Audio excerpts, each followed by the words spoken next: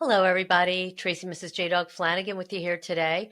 I'm the co-founder and senior vice president of JDog Brands. Welcome back to another exciting episode of Tactical Treasures podcast, powered by JDog and Vet TV.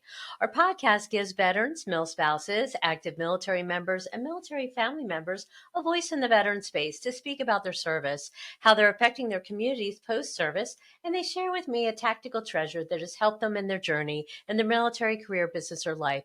Today, I am so excited to have with me Wendy Silvera, who is a retired Master Sergeant, having spent 22 years in the Marine Corps, where she accomplished many firsts, such as being one of the first female instructors at the School of Infantry, the first female communications chief with an infantry battalion, 3rd Battalion, 3rd Marines in 2009. Her most recent accomplishment was being elected by the members of the VFW Post 9133 as the first female commander. Wendy was awarded Combat Female Veteran for the state of North Carolina in 2020 due to her actions while on multiple combat deployments, as well as her work within the community as a veteran. Wendy, thanks so much for joining us today, and thank you for your service, ma'am. I would love to hear a little bit about your military career. What initially inspired you to join the Marine Corps?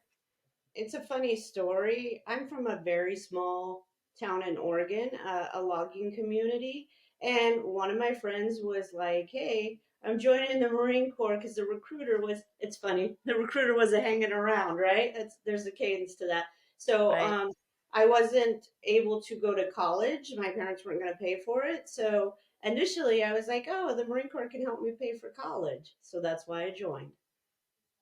Oh, wow. Okay. I mean, it looks like you had an amazing military career. Is there a particular aspect or moment of your service that really stood out to you? I would say my first combat deployment to Fallujah was a big deal in 2005. It Wow. was kind of an eye opener because when I joined in 1993, we weren't in combat times. I mean, the Gulf War was just Sure. over. It was kind of nothing was going on. So it was kind of and I had trained at SOI. As I said, I was one of the first female instructors over there. So we had been training. So I was like, wow, this is what we've been training for. I want to do this. So yeah, but it was a lot different, I will tell you, than what we train, how we trained. To actually go to Sure. that was a completely different experience. Yeah, I'm sure it was. I'm sure it was. So 22 years in the Marine Corps, that is awesome service and a long time. What was it like retiring and leaving service? How did you transition? I'm going to share something very personal, but I think it's good. We share our stories, it helps people. So at the Sure. time that I usually people will do 20 years or they do 30 years. I did 22. And the reason I did 22 is because I had to get out because I needed a hip replacement. So the Marine Corps basically was like, you need to go ahead and retire. So on top of that, right as I dropped my paperwork to retire, my husband of 18 years decided that we needed to get a divorce. So my Oh, no. transition, and I hadn't dealt with a lot of stuff because in the Marine Corps, you're going, going, going. So you don't have Sure. time. I mean, we were back to back deployments, raising two children as a mother. So you don't really have time to sit down and think about yourself. So my transition was really hard, but at some Sure. point, obviously, I was able to snap out of it. And I got to tell you, the VA at first, I told them, and I just talked about this recently.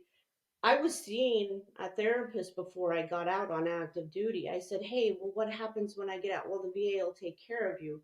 But the VA, they're not in sync with each other. So I, Sure. I want to see this person that I've been seeing. No, you can't see this person. And the wait was 3 months to see something about my mental health. So Wow. it was a experience to say the least. I ended up paying for a therapist out of my own pocket. I will tell you that Wow. because I thought it's that important, right? Our mental health is Right. important. Right. And she was great, and she gave me some tools to help myself. And eventually, I did get into the VA system, and it worked itself out. But I had to do a lot of work myself. I had to take responsibility and do a lot of work myself to Sh- dig myself out of that hole, so to speak. Yeah. Yeah. And that, you're not the first person to say, because I've heard this before from other service members, veterans who have gotten out of the service and have tried to get the mental health that they need from the VA. And there's been this huge wait. And especially since, like, during COVID, it was terrible. It was like 3 months. And, I've heard people say, well, I'm really not in a good place. And you're going to make me wait 3 months? Like that's just crazy. It's just such a shame, Exactly. that, and a lot of people probably don't have maybe the financial ability to fund their own therapy. Wow. Well, glad that you were able to do it. That's such Yes, a shame. that's, but I'm also I retired, right? So I have a pension coming. Right. um Sure. and my disability, eventually I was able to get that, but so I did have money to pay for it. But what about those people who are doing 4 years, 8 years and getting out? Sure. What I have done in our community, and we'll probably talk a little later on it, is how much of a veterans advocate I am now. I have learned Yeah. resources within the community, and I choose to share those. The Cohen Clinic being a great place that they will see if you can't get in to see somebody in the VA. It doesn't matter if you're a spouse or a family member, they'll see anybody to help them as far as veterans in our community. I don't know about other communities, but in our community, Right. the Cohen Clinic will see you because they understand the importance of mental health. So until Sure. the VA can kick in. Yeah.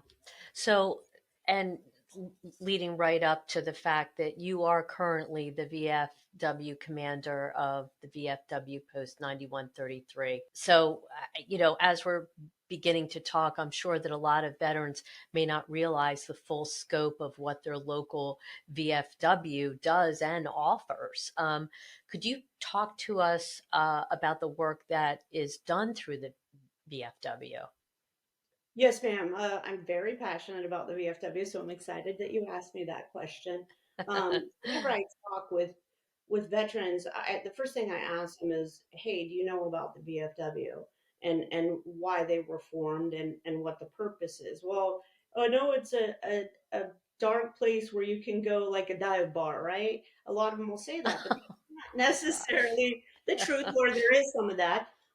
That's not necessarily the truth. The VFW was formed by a group of veterans after the Spanish-American War, and I'll do a little history real quick. They weren't getting help. They couldn't get help from anybody. So the VFW was instrumental in forming the VA that you currently know as the Veterans Affairs today. The Veterans Cemetery Program, they were instrumental in that. The GI Bill, is something they lobbied Congress for. And lastly, the PACT Act that recently passed with all the toxic exposures, the VFW was instrumental in that. So for Wow. the younger veterans who are like me, we're considered younger, even though we're not younger. In the VFW, you are younger. You know, a lot of us are looking for purpose when we get out, right? So a Right. purpose that the VFW has given me is I'm also part of the legislative committee for the state of North Carolina for the VFW, and we lobby. You know, they lobby. They currently are working on the Guard Act, saying these people, now that the PACT Act is passed, you've got a lot of people who are trying to reach in the pockets of veterans and say, hey, if you pay me this fee, I'll help you out. And the VFW has taken a stance to say, just because they can do it doesn't mean they shouldn't. So they're pushing the Guard Act pretty heavy. We're lobbying for the Guard Act because there's a lot of claim sharks out there currently Sure. taking Yeah. advantage of veterans. So that's something on a smaller scale. I will tell you, we just had the Marine Corps birthday, uh, Yeah. and Veterans Day, and I remember before I joined the VFW, I felt very lonely on that time frame. That time frame would come up. I remember there were 2 years that it came up, and I said, "Man, I miss the comradeship. I miss that." So I did end up going to the VFW with one of my friends, and it was there. It was the same thing like I was on active duty. People would talk, they would, it's the same. We razz each other, give each other bad time. enjoy each other's company, and they understood me. And I remember a Vietnam vet was sitting there, and I was like trying to explain to him like what I'd been through the last, couple of months, and he said, "You don't have to explain it. I know. You're good. You're amongst your family here." So Right. that was a huge deal, even though we have different eras of veterans. At our core, we are all the same, especially True. combat veterans. Yes. Yes, definitely. So I hear that the VFW has some upcoming events in an effort to get new and younger people involved. Can you tell us about these initiatives? Yes, so one of the big ones that our national program is doing, that which has started already, but is it's like a gaming league, basically online. So they're doing that. That's an initiative. We have legislative, if you're wanting to, if you're getting out of the Marine Corps and you're using your GI Bill to, or getting out of the service period, let me correct myself, and you're using your GI Bill, and or not using it, going to college some way, they have a legislative program that's pretty amazing for student vets. It's pretty awesome. I do want to tell you about the VFW National Home, which helps. Oh, It's not just help a veteran, it's help a family. So let's say that me and my children, I went through a divorce, and my children are older, but I'll just say if they were young, and I had nothing to, if they're accepting, each of the departments have a house over there, and you can stay there up to 4 years with your family, and they help you, not just say, hey, stay here and do whatever, but here's how you can get a job, here's how you can do this. So there's it's the VFW National Home is one of a project that's very near and dear to my heart, and I love it very oh, much. wow. Okay. So if your post, like if someone came to you and said, I'm a mill spouse or whatever, or and I'm my service member just got out and we're going to get a divorce and I have the children. Could the local post, like your post, help them with housing? Is that how that works? Absolutely. So there's a couple of things. We do have a national program, but our local post has what's called a Veterans Relief Fund. And the good Okay. thing about our Veterans Relief Fund is that it only requires a DD 214. I mean, obviously, we're going to screen you, but a lot of programs have a lot of red tape, is where our local posts do not. We have our relief fund, and let's say that you needed some help. Obviously, our members have to vote on it, because we Right. have a membership run organization. But absolutely, yeah, we can definitely help out. We've done electric bills. We had somebody working from home, and he was like, "Man, I'm about to lose my job during COVID, right? I'm about Right. to lose Yeah. my job because I'm behind on my electric bill, and I just got this job." So we paid his electric bill so he could continue to work. And a lot of people, when you do that, they will come back and volunteer. We get that a lot, and I love that about the VFW. Hello, viewers and listeners. Thank you so much for joining us for this Technical Treasures podcast. We are currently speaking with Wendy Silvera, who is retired Master Sergeant, having spent 22 years in the Marine Corps. She is now the first female commander of the VFW Post 9133. The Veterans of Foreign Affairs of the United States is a nonprofit veterans service organization composed of eligible veterans and military service members from the active, guard, and reserve forces. The VFW has many programs and services that work to support veterans, service members, and their families, as well as communities worldwide, including financial grants, VA claims and separation benefits assistance, and advocacy efforts. The VFW's vision is to ensure that veterans are respected for their service, always receive their earned entitlements, and are recognized for the sacrifices they and their loved ones have made on behalf of this great country. To become a member, find your local post, and to see an extensive list of the services and assistance offered through the VFW, you can head to vfw.org. Now back to the podcast. Wow. So, I just imagine that a lot of veterans just, and I mean, I'm a civilian myself. I I never realized that there were so many resources at the local VFW where you could get assistance. So how could people get involved with their local VFW? How can they become a member? What does that process look like? So, thank you for asking. There's a couple of things that for VFWs particularly, and I'm going to plug all veterans organizations right now because let's say Sure. you don't qualify for the VFW because you're not a combat veteran. Well, there's the American Legion that lots of local places have American Legions. I'm an advocate for them too. DAV. There's lots of veterans organizations. I just happen to be particular about the VFW. So for the VFW, you have to be a combat vet. Now, what does that? Oh, okay. It doesn't necessarily mean Iraq, Afghanistan, those are Vietnam, but there's also Korea. If you served in Korea for Sure. 30 consecutive days, my son just got back off deployment from Saudi Arabia.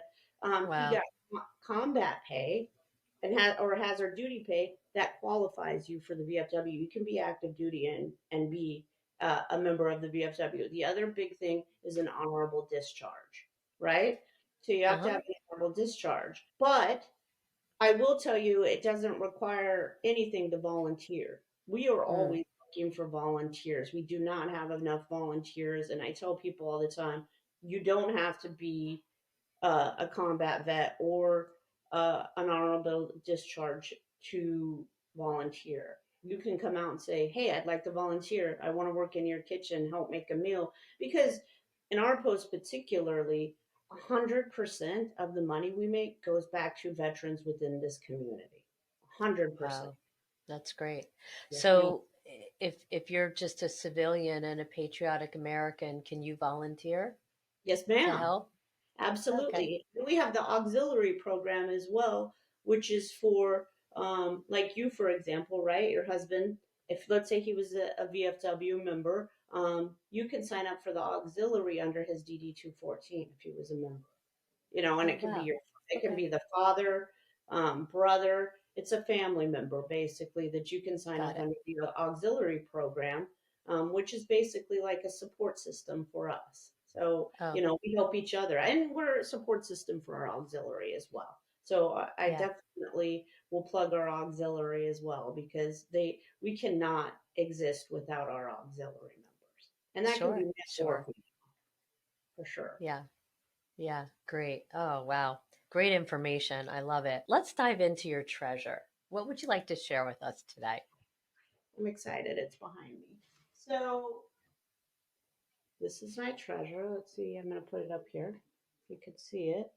That's my son who is currently serving in the Air Force. The reason that Oh, this means so wow. much to me is this is him as a child. That's his father coming off deployment. He watched his father and I go back to deploying. One of us always tried to stay home with the kids.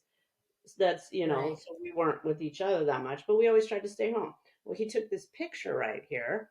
He's public affairs um, within the Air Force of a father returning home from deployment because he Oh, wow. understood from his own experience of his parents how important a moment like that is. And that makes me very happy that that reaffirms our raising of him and his patriotic, the way he is. It just reaffirms that we raised him the right way.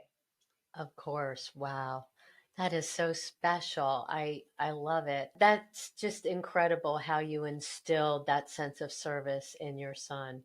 And he obviously understands the importance and what it means to serve and the importance of the family support. That's really amazing. Absolutely. Because we are nothing, veterans are nothing without their family support. And That's that's the true. biggest thing. We Hmm. all, everybody will say, oh, we're big and bad and stuff, like, especially the Marines. But Yeah. we're nothing without our family. That's for sure. That's my takeaway from retiring, from everything. I am nothing without my two children. I love them very much, and they Yeah. sacrifice. Our spouses sacrifice, Sure. our children Yes. sacrifice just as much as anybody else. So we can't sit here and say, yeah, it's all about the veterans. No, our families are just as important. Right. Right. And I like that you bring up that fact, how important the family is, especially our male spouses. I've had several podcasts with male spouses, and it's really not talked about, but they talked about it. Like Evie King, she's amazing male spouse woman. She was Armed Forces Male Spouse of the Year. And Oh, she awesome. talked about the mental health amongst military spouses, that they struggle as well with mental health issues, and how she is, getting into that space in her nonprofit. It's called Independent. Yeah, she's all about that. So it affects the family as a whole, I think. And Absolutely. you're kind of a unit together, serving in different capacities, but serving together.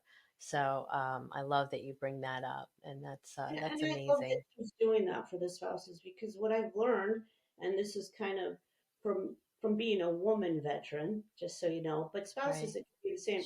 We're so focused on what a veteran should look like, right? We're so focused on the veteran themselves that sometimes we, as either the support system, the male spouse, or female veterans too, it's like, what you we kind of forget about those people a little bit. You know, they're in the shadows, they're Sure. supporting. Yeah. Or in my case, that was a reason that I struggled too in getting out. I no longer wore the uniform, so people couldn't tell that I was a veteran, and it would be like just I had this one experience. I applied for a PTSD program. I met all of the qualifications, and they denied me. They said, "No, we're not going to accept you." And I said, "Well, why?" And getting to the bottom of it, they didn't have they weren't equipped to deal with female veterans. But I went to combat. I had, issues in combat. I have TBI, I have PTSD, I have my Sure. hip replaced because I got blown up. So there's many things that doesn't just because you're a female doesn't mean, oh well, she probably didn't do anything. Or and same with military Sure. families. Yeah, we Yeah. need to do a little more acknowledging of our support system and the different entities that go within it. True. Yes. I met one female veteran in person, and we were talking at a networking event, and she shared with me that she has a license plate that signifies her as a veteran, and somebody approached her and said, "Oh, this is awesome. I thank you so much for your husband's service." They We just hear that a snatched, lot. and she said no. She said, I'm the veteran." Of course the person felt terrible, but you're right. I mean, I think there is that sense that, it maybe it's the woman, the veteran is not the woman, it's the husband. And that's not always the case. Our service members are women too. And I mean, a lot of them serve in combat, actual combat, and are over there in the desert and in harm's way, just like men are. I knew it. I know that way back when it used to not be that way, but it is that way now. So Yes, ma'am. And what really, I tell people, when I initially started, when I got out with the whole veteran, see how everything works. I was like the big three are behind the big three veterans organizations: the DAV, the VFW, and the American Legion. They are severely lacking when it comes to women veterans. But this, in the last couple of years, they've made humongous strides. Women in the VFW, I can speak, are the fastest growing population of members that's right now. great. So Yeah, women are they're getting the most women veterans. And what I will tell you, not that if everything goes, not we've got so our current commander in chief next year will be Al Liphart, who's an amazing Vietnam veteran. I'm excited for him. And right behind him, you have Carol Whitmore, who is a female veteran that will be the commander in chief of the National VFW. So wow, that's, I wow, mean, that's it gives me amazing. goosebumps thinking about it. Yeah. It's amazing. We've come a long way. Well, yeah, I mean, and look at how far you've come. I mean, to be the commander of your post, it's just amazing. It's It is, and it's so happening all over. the United States. That's what I'm not sure people understand. There are women who are going and being commanders of VFWs. And what I tell everybody, my parting line, and I've heard Carol say it as well, is that we don't want to be treated as women veterans. We just want you to see us as veterans. That's True. the biggest thing. Yeah. It's not about women or men. It's about veterans. Yeah. True. Do you have any advice for your fellow veterans who may be struggling post service? Sure. I think a big thing is find your purpose. If you can't remember anything else, and I just sat through our one of our county commissioners, we just had a whole thing for the state of North Carolina about understanding struggling when you're getting out. And I said, they throw so much at you. There's or like we're all VFW, Veterans Affairs, veteran. We're all saying veteran, right? But there's so many of them. You're so confused when you get out. You're like, I told them I actually saved all the places that I needed to go by location. So it'd be like VA office out by the airport. That's our county veterans office where we have our county VSOs. I didn't know that at the time, but that's Right. what it is. The vet center, I saved it as its location. That's where you can go get mental health if you can't get into the VA, right?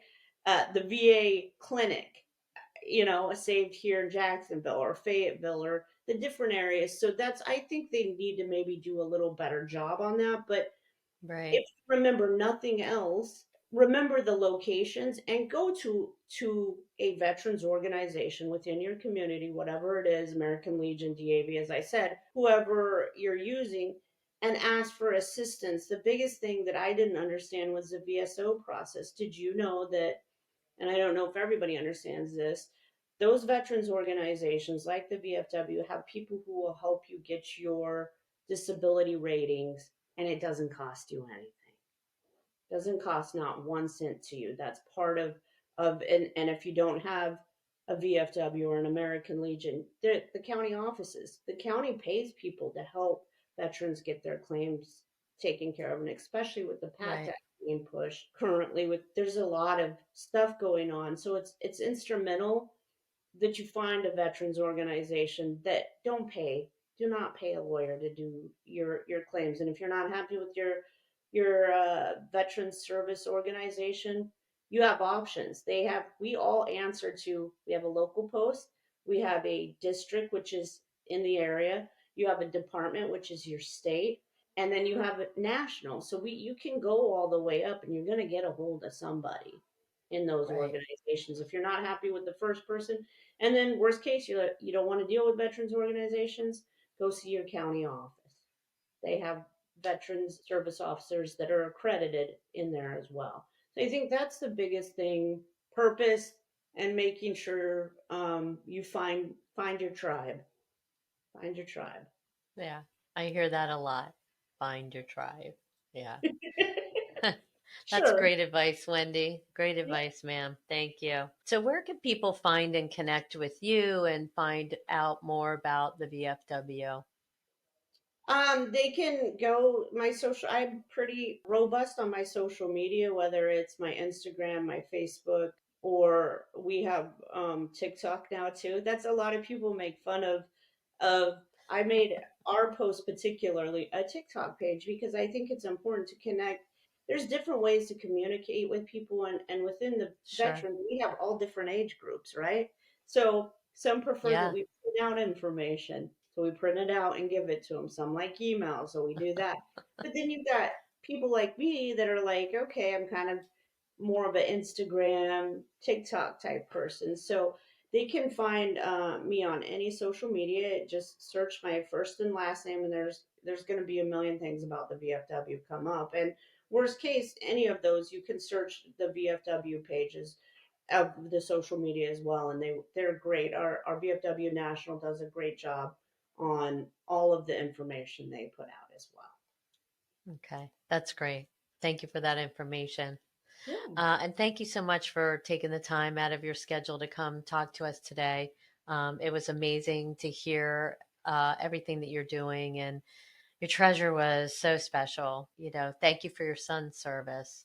And what a legacy that you have left, that your child is now serving his country. That's awesome. Thank you for doing this podcast because I think that's important too. Again, we go back to support, right? You're supporting Yeah. us by doing this podcast and bringing people on and bringing awareness. That's an amazing thing. So thank you, Tracy, for that. Oh, you're welcome. I love doing this, and I get to meet such amazing male spouses and veterans that have just done amazing things for our country, and it's just been such a vast knowledge and adventure, and become kind of a passion of mine. Absolutely. But And thank you you so never much for know. coming on.